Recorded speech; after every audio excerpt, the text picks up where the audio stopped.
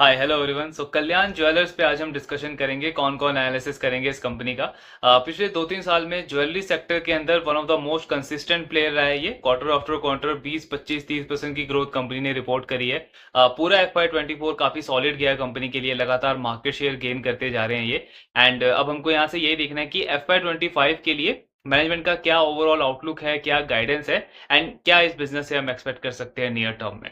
So first of all company का कहना है कि फोर्थ क्वार्टर के जो इनके नंबर्स आए थे, जो हमने रिजल्ट एनालिसिस भी किया था, काफी सॉलिड नंबर्स थे। 34% की रेवेन्यू ग्रोथ रही है कंपनी की।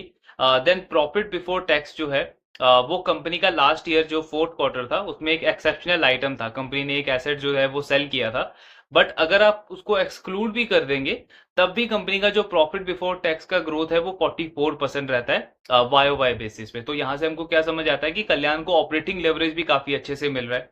देन प्रॉफिट बिफोर टैक्स के मार्जिन्स भी काफी अच्छे से इंप्रूव हुए हैं। एंड ये क्यों इंप्रूव हो रहे हैं? बिकॉज इंक्रीमेंटली कल्याण का जितना भी रेवेन्यू आ रहा है उसमें फ्रेंचाइजी वाले शोरूम्स जो हैं उनका एक बहुत बड़ा कंट्रीब्यूशन है। तो जब फ्रेंचाइजी से आपको रेवेन्यू ज्यादा आने लगता है तो वहां से आपके प्रॉफिट बिफोर टैक्स के मार्जिन्स इंप्रूव होने लग जाते हैं। सो इसीलिए कंपनी का PBT मार्जिन इंप्रूव हो रहा है। देन कल्याण का कहना है कि जो भी इन्होंने कुछ टारगेट्स अपने लिए रखे थे FY24 के लिए, उनमें से मोस्टली सारे टारगेट्स कंपनी ने अचीव कर लिए। जैसे इनका टारगेट था 58 शोरूम्स ओपन करने हैं, तो ऑलमोस्ट इन्होंने 58 नए शोरूम्स ओपन किए, और ये सारे फोको मॉडल के अंडर हुए हैं। फोको मॉडल मतलब फ्रेंचाइजी ओन कंपनी ऑपरेटेड। तो इन्होंने शोरूम्स वगैरह ओपन किए। देन 2 शोरूम्स इनके साउथ इंडिया में थे, उनको इन्होंने फ्रेंचाइजी मॉडल में कन्वर्ट कर लिया, जो कि पहला कंपनी का खुद का शोरूम्स थे वो। प्लस इसके साथ में इन्होंने मिडल ईस्ट में भी अपना पहला फ्रेंचाइजी वाला शोरूम ओपन कर लिया। अभी तक मिडल ईस्ट में कल्याण के जितने भी शोरूम्स थे वो सारे कंपनी ओन थे। पहला इन्होंने फ्रेंचाइजी ओन ओपन किया है FY24 के अंदर। देन डेट रिडक्शन काफी सॉलिड किया है कल्याण ने FY24 के अंदर। सो ऑलमोस्ट 435 करोड़ का डेट रिडक्शन किया है कल्याण ज्वेलर्स ने। अब 435 करोड़ से डेट रिड्यूस किया इन्होंने। इसका बेनिफिट क्या हुआ कल्याण को? अगर आप इनका फाइनेंस कॉस्ट देखोगे, मतलब इंटरेस्ट कॉस्ट देखोगे अगर आप कल्याण का, तो वो लास्ट ईयर 353 करोड़ था। इस साल वो कम होकर के 323 करोड़ हो गया। मतलब ऑलमोस्ट 8% का इंप्रूवमेंट हमको देखने को मिला है कल्याण के फाइनेंस कॉस्ट के अंदर। ये कहां से आया? बिकॉज कंपनी ने अपना डेट रिडक्शन किया है। ऑलमोस्ट 435-440 करोड़ पे इन्होंने अपना डेट कम किया है। तो इसका डायरेक्ट एडवांटेज कहां पे गया? कंपनी के बॉटम लाइन में। तो जब हम देख रहे हैं कि कंपनी को इतना अच्छा ऑपरेटिंग लेवरेज मिल रहा है, पैट ग्रोथ ऑलमोस्ट 40-44% की रही है, तो उसका मेन रीजन यही है कि कंपनी ने इंटरेस्ट कॉस्ट अपना कम किया है, फाइनेंस कॉस्ट अपना कम किया है। सो बेसिकली कल्याण कर क्या रहा है आज के टाइम पे? अपने बैलेंस शीट को और ज्यादा हेल्दी बना रहा है, बैलेंस शीट को और ज्यादा लाइट कर रहा है। बिकॉज इनके ऊपर डेट वगैरह, बोरोइंग्स वगैरह पहले काफी था, उसको कंपनी लगातार कम करती जा रही है। अब यहाँ पे एक अच्छा पॉइंट क्या होता है एक शेयर होल्डर के लिए, कि कंपनी अपना बैलेंस शीट तो अच्छा कर रही है, लेकिन उसके साथ में ग्रोथ में कोई कॉम्प्रोमाइज नहीं कर रही है। फॉर एग्जांपल, जैसे कई ऐसे बिजनेसेस है मार्केट में भी, हम बहुत बार ऐसा सुनते हैं कि किसी कंपनी का बैलेंस शीट बहुत अच्छा है, कि कंपनी का बैलेंस शीट बहुत हेल्दी है, बट उसको सिर्फ इस तरीके से नहीं लेना है, हमें साथ में ये भी देखना है कि बैलेंस शीट तो हेल्दी है, पर क्या वो बिजनेस फ्यूचर में ग्रोथ के ऊपर इन्वेस्ट कर रहा है? क्या बिजनेस में फ्यूचर में ग्रोथ आ सकती है? उस पर फोकस होना बहुत जरूरी है। जैसे एग्जांपल के लिए अगर हम FMCG से ITC की बात करें, तो अगर आप ITC का बैलेंस शीट देखोगे तो बहुत सॉलिड बैलेंस शीट है। कंपनी का डेट तो बिल्कुल है ही नहीं उसके पास। कैश ऑलमोस्ट 6-7 हजार करोड़ का कैश पड़ा है ITC के पास। उसका कैश फ्लो देखोगे तो वो भी बहुत सॉलिड है। कंपनी का जितना भी ऑपरेटिंग प्रॉफिट होता है ऑलमोस्ट वो 70-80% उनका कैश फ्लो में कन्वर्ट होता है। तो बैलेंस शीट वाइज तो अगर हम देखेंगे तो ITC का बैलेंस शीट तो बहुत हेल्दी लगेगा। बट अगर ग्रोथ के पैरामीटर से अगर हम देखें तो हमको पता है कि ITC अगले 3-4 साल के अंदर पॉसिबल ही नहीं है, ऑलमोस्ट नेक्स्ट टू इम्पॉसिबल है कि वो 25-30% की ग्रोथ अपने शेयर होल्डर्स के लिए रिपोर्ट करे। तो ये एक बहुत बड़ा डिफरेंस है जब भी हम देखते हैं कि बैलेंस शीट की बात हो रही है, कि बैलेंस शीट अच्छा है या किसी कंपनी का बैलेंस शीट खराब है, तो आपको ये भी देखना है कि क्या वो बिजनेस अपने शेयर होल्डर के लिए वो रिटर्न डिलीवर कर सकती है क्या फ्यूचर में।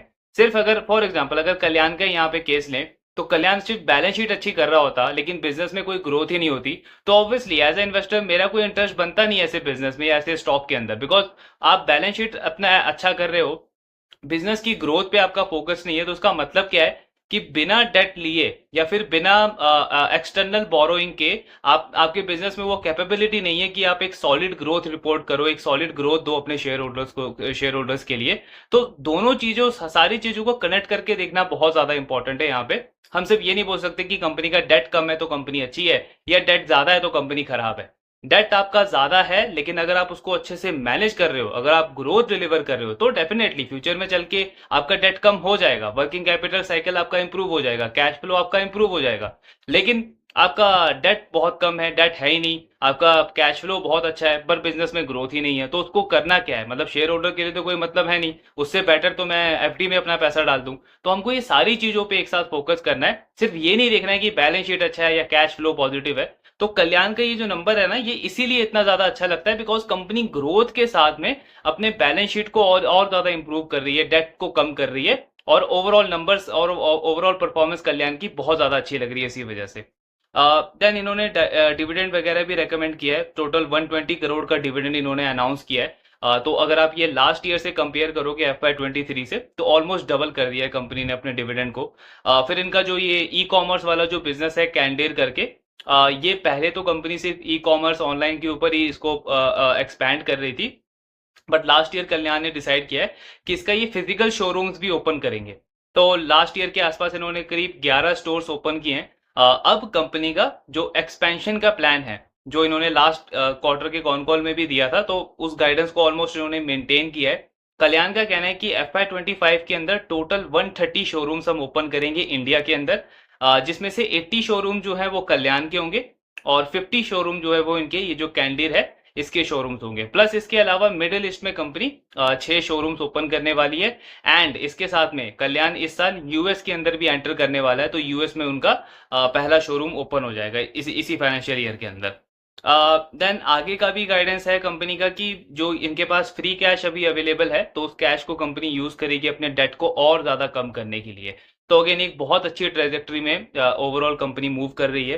देन ये जो फाइनेंशियल ईयर का जो स्टार्ट हुआ है FY25 का, इसका कंपनी का कहना है कि इसका स्टार्ट भी काफी अच्छा रहा है। ओवरऑल अप्रैल में गोल्ड के प्राइसेस काफी ज्यादा वोलेटाइल थे पहले 1-2 हफ्ते में, तो वहां पे थोड़ा सा पॉज देखने को मिला था कंज्यूमर डिमांड में, लेकिन धीरे धीरे ओवरऑल काफी अच्छा मोमेंटम हमको देखने को मिला, एंड अक्षय तृतीया काफी अच्छा गया कंपनी के लिए। देन जो नॉन गोल्ड मेटल लोन जो है उसको भी कंपनी लगातार कम कर रही है, मतलब वही जो सेंको कर रहा है, जो स्काई गोल्ड कर रहा है, कि जो वर्किंग कैपिटल लोन है कंपनी का उसको ये रिप्लेस कर रहे हैं गोल्ड मेटल लोन से, जिससे ओवरऑल इंटरेस्ट कॉस्ट कम हो जाए कंपनी की। सो वही फोकस है कल्याण का भी आज के टाइम पे। देन कल्याण की इन्वेंट्री बढ़ गई है इस फाइनेंशियल ईयर के अंदर, ऑलमोस्ट 1000 करोड़ से इन्वेंट्री बढ़ गई है कंपनी की। अब कल्याण कह रहा है कि ये इसीलिए बढ़ी है बिकॉज हमने 58 के आसपास नए शोरूम्स ओपन किए हैं, गोल्ड के प्राइसेस भी बढ़ गए हैं ऑलमोस्ट 14% से। प्लस इसके साथ में एक और रीजन क्या है, तो जो फ्रेंचाइजी मॉडल है इनका, उसमें बेसिकली 2 मॉडल ये फॉलो करते हैं। पहला एक पुराना वाला मॉडल है, जिसमें कोई भी फ्रेंचाइजी जब फ्रेंचाइजी लेता है जब कल्याण की, तो उसमें जो केपेक्स होता है, जो इन्वेस्टमेंट होती है, वो कल्याण को करनी पड़ती है। ये इनका पुराना वाला मॉडल है। जो नया मॉडल है उसमें क्या है, उसमें जो भी इन्वेस्टमेंट होगा, जो भी केपेक्स करना होगा, वो फ्रेंचाइजी को करना पड़ेगा।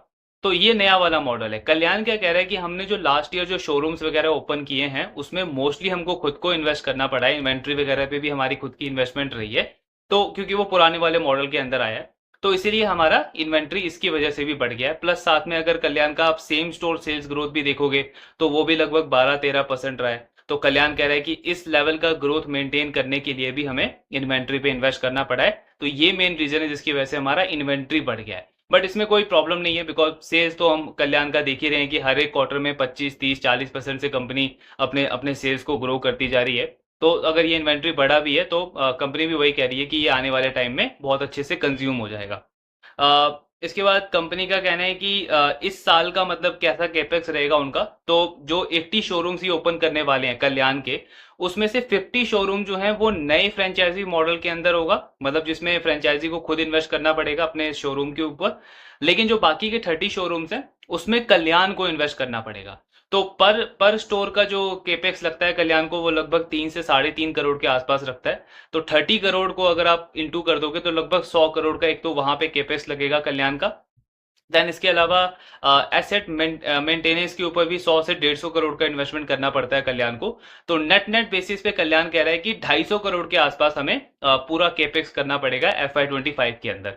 लेकिन जैसे ही FY26 आएगा तो वहां पे कल्याण कह रहा है कि अगले फाइनेंशियल ईयर में जितने भी हम स्टोर्स ओपन करेंगे वो सारे के सारे नए फ्रेंचाइजी मॉडल के अंडर होंगे। तो उसका मतलब क्या हुआ कि जितना भी केपेक्स रहेगा वो फ्रेंचाइजी को करना रहेगा, एंड कल्याण का वहां पे बहुत बड़ा केपेक्स जो है वो कम हो जाएगा। मतलब 100 करोड़ का केपेक्स तो वहीं से कम हो गया। तो अगले साल जो कल्याण को केपेक्स करना रहेगा वो सिर्फ 150 करोड़ के आसपास रहेगा। तो एक बहुत बड़ी सेविंग होगी। इससे क्या होगा कि कंपनी का मॉडल जो है वो एसेट लाइट हो जाएगा। मतलब आपको खुद बहुत ज्यादा इन्वेस्ट नहीं करना पड़ रहा है। उससे आपके margin definitely operating profit margin थोड़ा सा कम होगा कंपनी का, लेकिन इनको बेनिफिट कहां पे मिलेगा? प्रॉफिट बिफोर टैक्स में। पीबीटी मार्जिन जो है वो इंप्रूव होगा कल्याण का, और आरओसीई का नंबर भी बढ़ेगा। तो ये सारी चीजें अगर आप कनेक्ट करो तो हमको ये समझ आता है कि कल्याण आज के टाइम पे हर एक तरीके से ये कोशिश कर रहा है कि इनका बैलेंस शीट जो है वो जितना ज्यादा हो सके उतना ज्यादा एसेट लाइट हो जाए। तो एक्सटर्नल बोरोइंग के ऊपर कंपनी की डिपेंडेंसी कम हो जाए, इनका केपेक्स का कॉस्ट जो है वो कम हो जाए, एंड ओवरऑल कंपनी जो है वो काफी एसेट लाइट मॉडल में ग्रो करे आगे फ्यूचर में। तो ये इनका फोकस है आज के टाइम पे।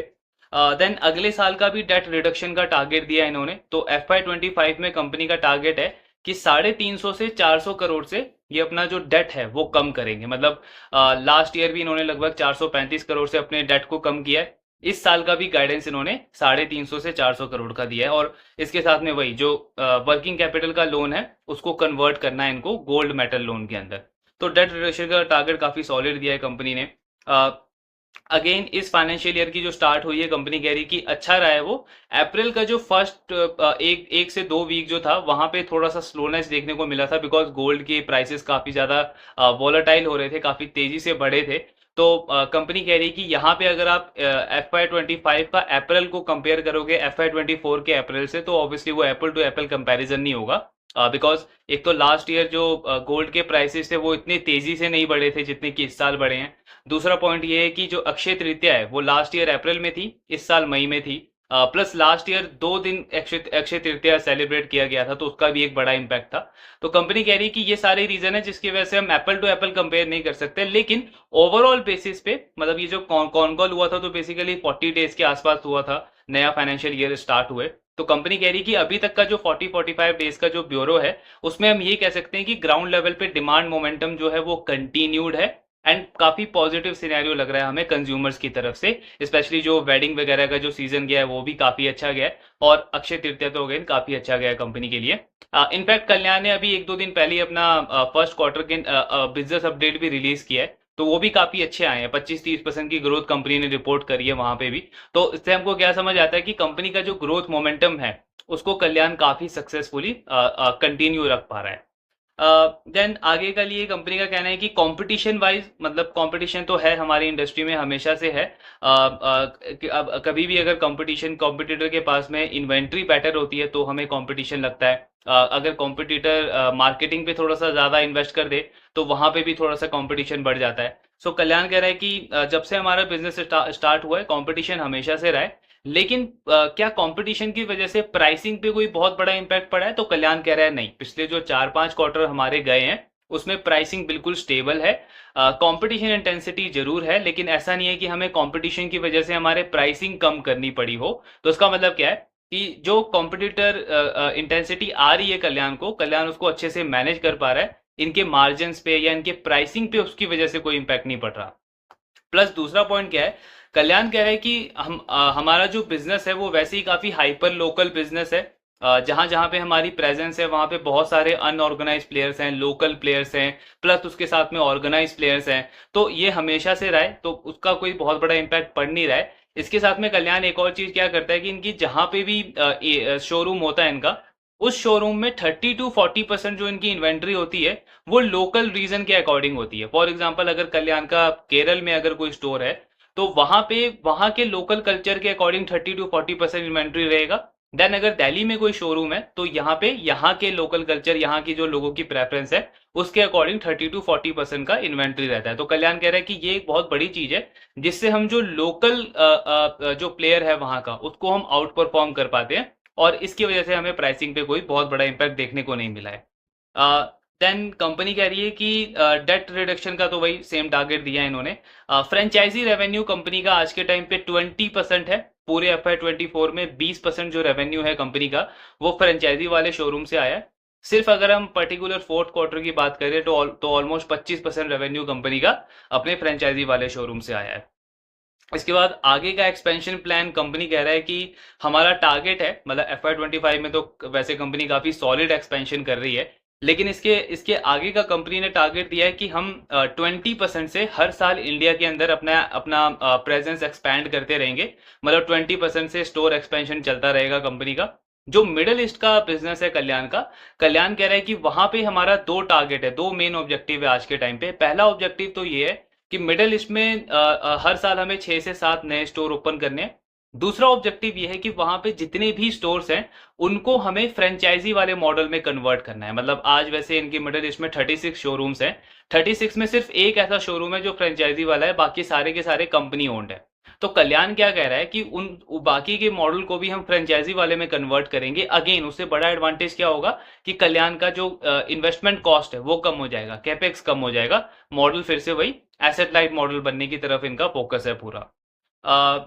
देन कंपनी कह रही है कि वैसे हमारे पास इंक्वायरी जो है वो यूएस, यूके, कनाडा, ऑस्ट्रेलिया बहुत सारी जगह से आ रही है फ्रेंचाइजी की, लेकिन हमारा आज के टाइम पे मेन फोकस जो है वो मिडिल ईस्ट और यूएस वाले बिजनेस के ऊपर है। यूएस में कंपनी कह रही है कि फर्स्ट हाफ के एंड होने तक हम अपना पहला स्टोर जो है वो ओपन कर लेंगे, और पहला स्टोर यूएस के अंदर कंपनी ओन्ड होगा। मतलब सितंबर तक कंपनी अपना पहला स्टोर ओपन करने का टारगेट कर रही है। फिर कल्याण का सेम स्टोर सेल्स ग्रोथ काफी सॉलिड रहा है इस फाइनेंशियल ईयर के अंदर। अगर आप साउथ वाले रीजन की बात करोगे तो ऑलमोस्ट 17-18% की ग्रोथ रही है कंपनी के सेम स्टोर सेल्स ग्रोथ में। अगर हम नॉन साउथ बिजनेस की बात करें तो वहां पे 15-16% की ग्रोथ रही है। अब कल्याण कह रहा है कि ऐसा कुछ नहीं है कि साउथ में कुछ बहुत अलग चल रहा है। साउथ में एक चीज ये है कि वहां पे 50% जो मार्केट है वो ऑर्गेनाइज प्लेयर्स के पास में है, और बाकी ऑल पैन इंडिया लेवल पे अगर आप देखोगे तो अभी भी अराउंड 60-65% मार्केट शेयर जो है वो अनऑर्गेनाइज प्लेयर्स के पास में है। एक ये बड़ा चेंज है।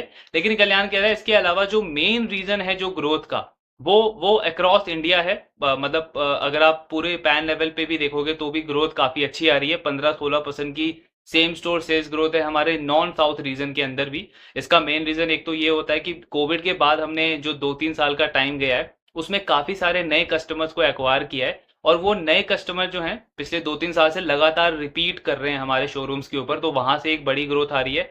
प्लस इसके इसके साथ में भी इस एक साल के अंदर कंपनी ने नए कस्टमर भी एक्वायर करे हैं। तो कल्याण कह रहा है कि नए कस्टमर्स की जो ग्रोथ है वो 38% रही है हमारे स्टोर में। एंड उसके साथ में जो एक जो बहुत बड़ा शिफ्ट हम बार बार डिस्कस करते हैं ज्वेलरी सेक्टर के अंदर जो चल ही रहा है कि अनऑर्गेनाइज प्लेयर से मार्केट शेयर जो है वो ऑर्गेनाइज प्लेयर्स के पास में शिफ्ट हो रहा है। तो ये 2-3 बड़े फैक्टर हैं जहां से कल्याण कह रहा है कि ग्रोथ हमें देखने को मिल रही है।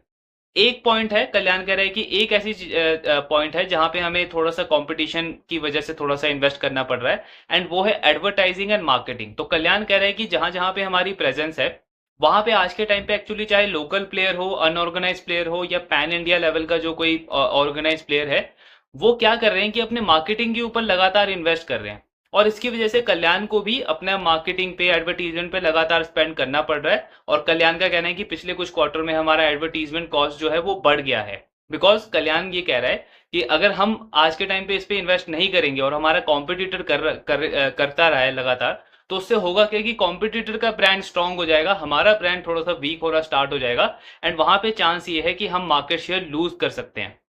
सो कल्याण कह रहा है कि हम मार्केट शेयर बिल्कुल लूज नहीं करना चाहते, इसीलिए हमने पिछले कुछ क्वार्टर से अपना एडवर्टीजमेंट कॉस्ट जो है वो थोड़ा सा ज्यादा बढ़ा दिया है। तो अगेन ये भी एक बहुत पॉजिटिव चीज है। जब भी कोई मैनेजमेंट बोलता है कि हमको मार्केट शेयर लूज नहीं करना है या मार्केट शेयर गेन करना है, तो ये एक बहुत एग्रेसिवनेस दिखाता है उस मैनेजमेंट का कि मैनेजमेंट किसी भी कॉस्ट पे मार्केट शेयर लूज नहीं करना चाह रहा, चाहे कितना भी उनको इन्वेस्ट करना पड़े मार्केटिंग पे या बाकी चीजों पे। सो अगेन ये एक बहुत पॉजिटिव साइन है कल्याण का। देन इसके बाद में कंपनी का मार्जिन अगर आप देखोगे, ऑपरेटिंग प्रॉफिट मार्जिन, तो वो कल्याण का कम हुआ है पिछले कुछ क्वार्टर में। लेकिन ये कंपटीशन की वजह से नहीं हुआ है। इसका मेन रीजन वही है जो हमने स्टार्टिंग में डिस्कस किया कि फ्रेंचाइजी वाले शोरूम से कल्याण का ज्यादा बिजनेस आ रहा है, ज्यादा रेवेन्यू आ रहा है पिछले कुछ टाइम से। तो इसीलिए कल्याण का जो ऑपरेटिंग प्रॉफिट मार्जिन है या जो ग्रॉस मार्जिन है वो कम हुआ है, बिकॉज कल्याण को शेयरिंग करनी पड़ती है ग्रॉस मार्जिन लेवल पे अपने फ्रेंचाइजी के साथ में। इसका पॉजिटिव साइड क्या है कि कल्याण का पीबीटी बढ़ गया, प्रॉफिट बिफोर टैक्स मार्जिन जो है वो कल्याण का इंप्रूव हो गया है। सो कंपनी का कहना है कि अगर आप हमारे स्टोर की बात करोगे तो जो हमारे खुद के स्टोर हैं उनमें हमारा पीबीटी मार्जिन 4.5% के आसपास होता है, लेकिन जो फ्रेंचाइजी वाला स्टोर है वहां पे हमारा पीबीटी मार्जिन जो है वो 5% के आसपास होता है, क्योंकि इन्वेंट्री हो या आपका डेप्रिसिएशन कॉस्ट हो, इंटरेस्ट कॉस्ट हो, फाइनेंस कॉस्ट हो, ये सारी चीजें कम हो जाती है। तो इसीलिए कंपनी को वहां पे एडवांटेज मिलता है इनकी बॉटम लाइन के अंदर। सो कल्याण कह रहा है कि ये एक रीजन है जिसकी वजह से हमारे ऑपरेटिंग प्रॉफिट मार्जिन कम हुए हैं, पर उसका बेनिफिट हमको पीबीटी मार्जिन के अंदर मिल रहा है। इसके साथ में हमारा आरओई का नंबर बढ़ेगा, हमारा आरओसीई का नंबर बढ़ेगा। कल्याण कह रहा है कि आरओसीई जो है वो हमारा इस फाइनेंशियल ईयर के एंड तक 18% तक चला जाएगा। तो अगेन ये भी एक बहुत पॉजिटिव साइन है। अब यहाँ पे एक डिफरेंस है, अगर आप टाइटन को देखोगे तो टाइटन ने क्या बोला था लास्ट कॉन कॉल के बाद में कि हमारा जो मार्जिन है वो 12% तक नहीं जाएगा, मार्जिन हमारा 11% के आसपास रहेगा, बिकॉज इस सेक्टर के अंदर कंपटीशन बहुत ज्यादा बढ़ गया है। तो टाइटन ने सीधे इस चीज को एक्सेप्ट किया कि कहीं ना कहीं कंपटीशन की वजह से उनके मार्जिन को इम्पैक्ट पड़ रहा है।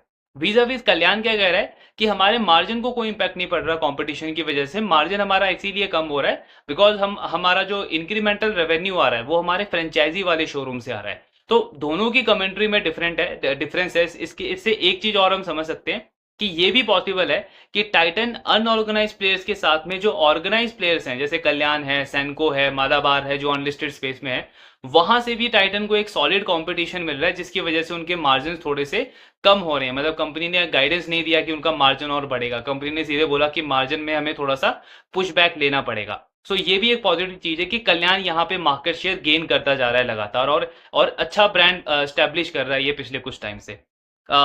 देन कंपनी का कहना है कि जो कैंडीर वाला जो इनका बिजनेस है उसमें ये अभी क्लियरली गाइडेंस नहीं दे सकते कि अगले 3-4 साल में क्या फाइनेंशियल नंबर ये प्रोजेक्ट कर रहे हैं, बिकॉज वो वाला बिजनेस अभी थोड़ा सा ट्रांजिशन फॉर्म में है, वहां पे लीडरशिप चेंज हुई है, नई मैनेजमेंट आई है। लेकिन कंपनी उस बिजनेस को लेकर के काफी कॉन्फिडेंस है, इसीलिए वो 50 शोरूम्स ओपन करने को टारगेट कर रहे हैं इस फाइनेंशियल ईयर के अंदर। और कंपनी कह रही है कि ये जो फर्स्ट क्वार्टर का जो कॉन कॉल होगा, जो रिजल्ट आएगा, उसमें कंपनी थोड़ा बहुत गाइडेंस दे सकती है कि इस वाले बिजनेस से ये क्या नंबर प्रोजेक्ट कर रहे हैं आने वाले टाइम में।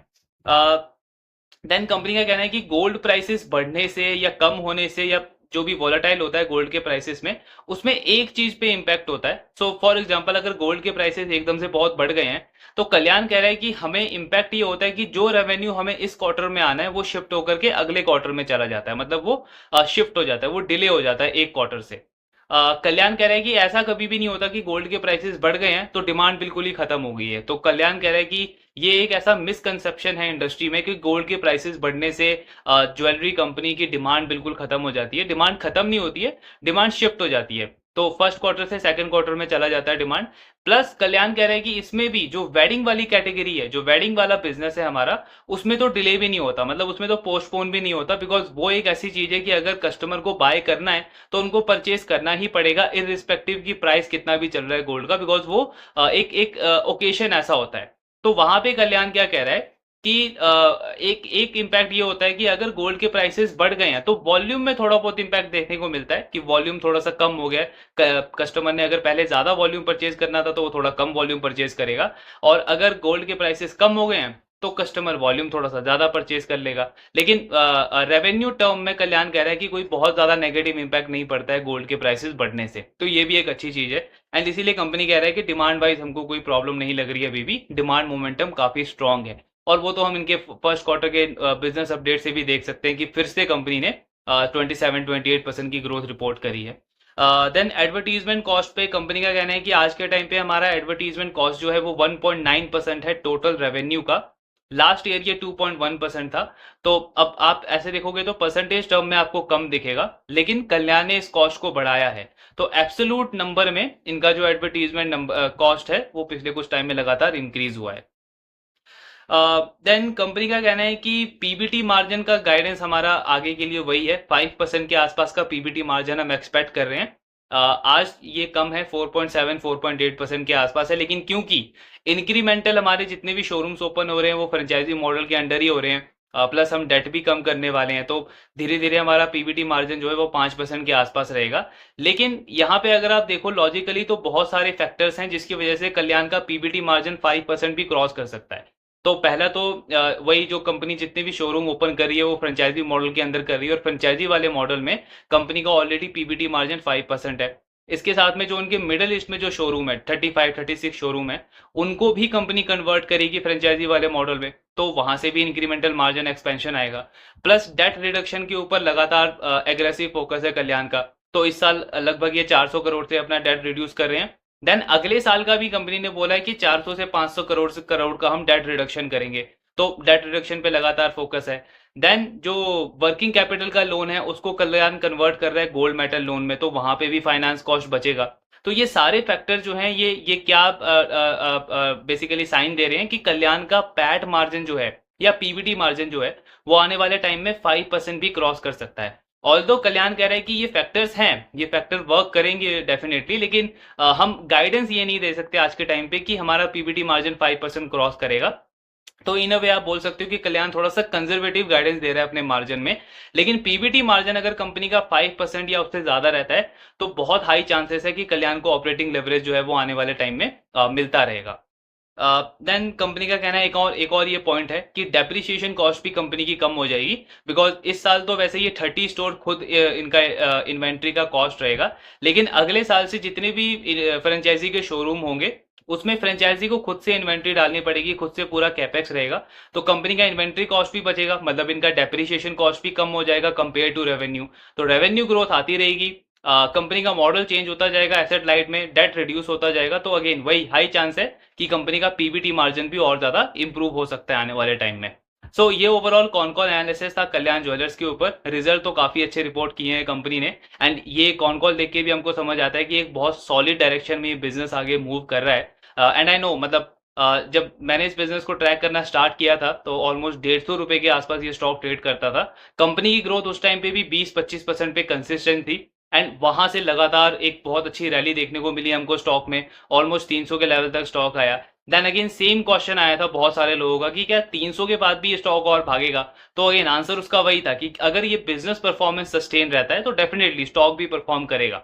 बिजनेस परफॉर्मेंस में इनफैक्ट और इंप्रूवमेंट देखने को मिला, कंपनी का ग्रोथ 20-25% से बढ़ करके 30-35% पे आया। स्टॉक भी आपने देखा 300 से ऑलमोस्ट अब 500 लेवल पे ट्रेड कर रहा है। सो यहां से भी वही पॉइंट बनता है कि अगर ये परफॉर्मेंस सस्टेन रहती है कल्याण के आने वाले क्वार्टर्स में, आने वाले फाइनेंशियल ईयर के अंदर, तो डेफिनेटली यहां से भी स्टॉक इंक्रीमेंटली एक अच्छा रिटर्न जनरेट कर सकता है अपने शेयर होल्डर्स के लिए। तो हमको वही फोकस करना है कि बिजनेस की परफॉर्मेंस जो अभी कंपनी ने गाइडेंस दी है वो आने वाले क्वार्टर्स में कैसा एग्जीक्यूशन रहता है कंपनी का। फर्स्ट क्वार्टर का तो अपडेट काफी अच्छा आया, बहुत पॉजिटिव आया, तो अगेन एक और पॉजिटिव चीज है ये स्टॉक के लिए। तो बाकी आगे ट्रैक करते रहेंगे, एंड जो भी आपके डाउट्स हैं do let me know in the comment box. Thank you very much.